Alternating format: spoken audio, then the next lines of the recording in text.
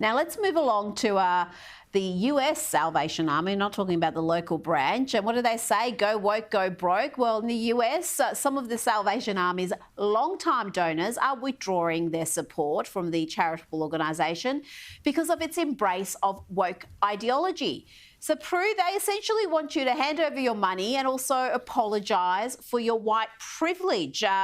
This is just incredible stuff. They want you to dismantle white privilege, disrupt the Western prescribed nuclear. I mean, this is just bizarre stuff for a group that relies on the generosity of its donors.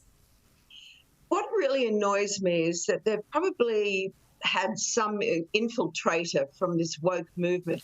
It just takes one person to come in, make people feel uncomfortable and guilty, and they're bullied into accepting this nonsense.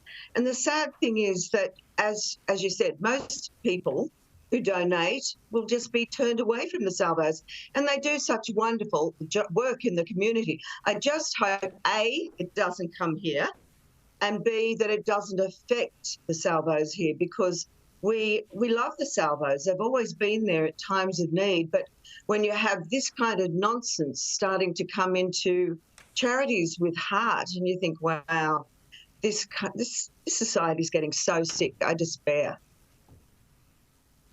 Caro, let me read you a little bit about, what they want people to do. They say that they want white Christians to repent and offer, I quote, a sincere apology to blacks for being antagonistic to black people or the culture, values and interests of the black community.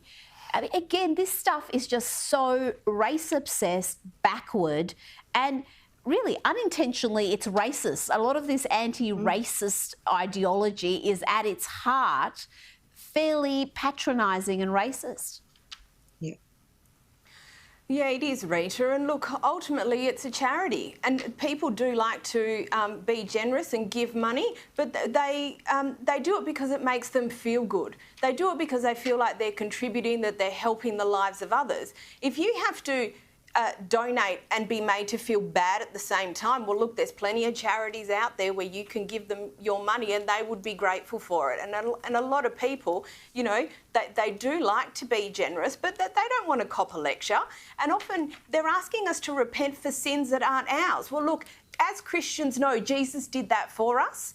The rest of us, we just have to repent for our own sins.